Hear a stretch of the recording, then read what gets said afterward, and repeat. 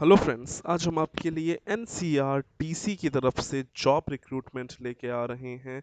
NCERT एक PSU है, बहुत ही बड़ी और फेमस ऑर्गेनाइजेशन है।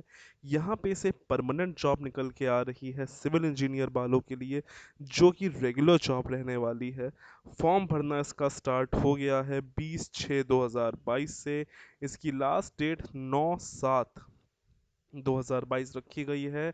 और जो आपका एलिजिबिलिटी क्राइटेरिया है वो 20/6 यानी कि फॉर्म भरने की स्टार्टिंग से ही आपके लिए काउंट होगा। हम रेगुलर बेसिस पे आपके लिए नई नई जॉब रिक्रूटमेंट्स लाते रहते हैं, इसीलिए हमारे चैनल को सब्सक्राइब कर लीजिए अगर आपने नहीं किया है तो। एनसीईआरटी थोड़ी सी अगर बात कर लेते हैं तो ये जेवी है, एक भारत सरकार और दिल्ली सरकार का। बेसिकली एनसीआर जो भी हमारा दिल्ली एनसीआर है, वहाँ का जो डेवलपमेंट है उसको ये ऑर्गेनाइजेशन देखती है। काफ़ी बड़ी और फेमस ऑर्गेनाइजेशन है, काफ़ी अच्छे बेनिफिट्स भी देती है अपने एम्प्लॉयज़ को।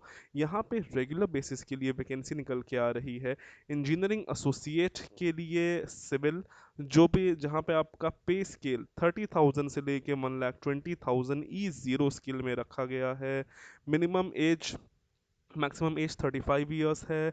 Number of vacancy 10, general 5, OBC के लिए 2, एससी के लिए 1, एसटी के लिए 1 और ईडब्ल्यूएस के लिए 1 वैकेंसी। फॉर्म आपका रेगुलर है।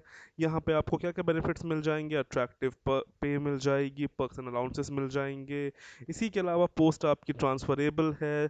लोकेशन की बात कर लेते हैं तो दिल्ली एनसीआर, इसी के अलावा जो और स्टेट्स हैं जैसे और जगह जैसे कि हरियाणा, इन सब भी काम चलता रहता है एनसीईआरटी का, तो वहाँ पे आपका रहने वाला है।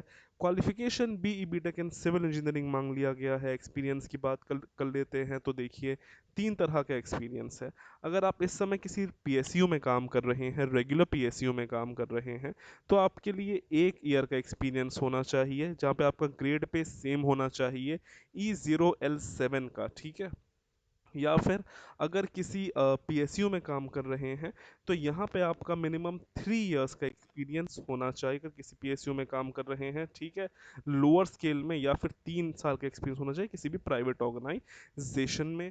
इसी के अलावा थोड़ी सी अगर हम बात कर लेते हैं जॉब रिस्पॉन्सिबिलिटीज़ के बारे में, तो देखिए यहाँ पे आपको थोड़ा बहुत सिविल एंड स्ट्रक्चर डिज़ाइन की जानकारी होनी चाहिए। Bridges, flyover, tunnel, underground excavation, corridors, stations, इन सब की जानकारी होनी चाहिए। सिविल कंस्ट्रक्शंस की बात कर लेते हैं तो कंस्ट्रक्शन ऑफ ब्रिजेस, फ्लाईओवर, इन सब की जानकारी।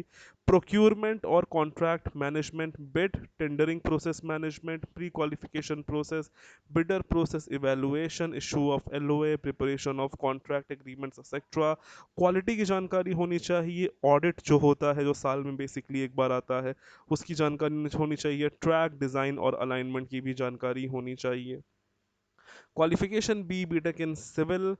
इसी के अलावा जो भी आपको हेल्थ बेनिफिट्स होते हैं यहाँ पे मिल जाएंगे। आपको मेडिकली फिट होना चाहिए इंडियन रेलवेज के हिसाब से, ठीक है, जो उसका रूल होता है वो बेसिकली लगभग सारे पीएसयूज के लिए सेम होता है। एक वेट का होता है, दूसरा भागने का होता है, और बाकी जो आपके रिपोर्ट्स होते हैं वो सब नॉर्मल होनी चाहिए, ठीक है। मोड ऑफ सिलेक्शन, यहाँ पे आपको शॉर्टलिस्ट किया जाएगा और उसके बेसिस पे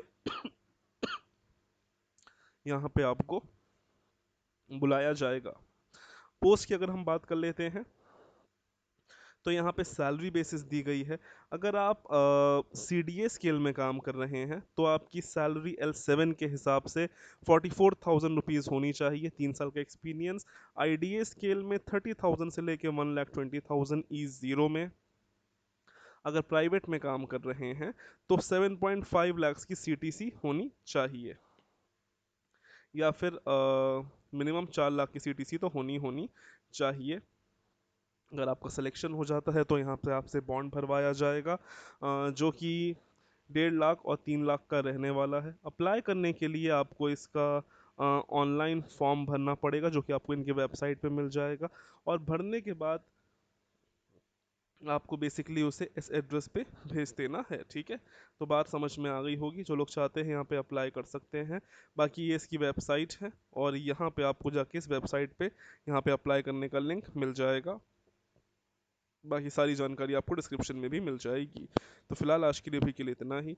अगर वीडियो पसंद आता है चैनल को लाइक करें, शेयर करें, सब्सक्राइब करें। So thank you and God bless all of you.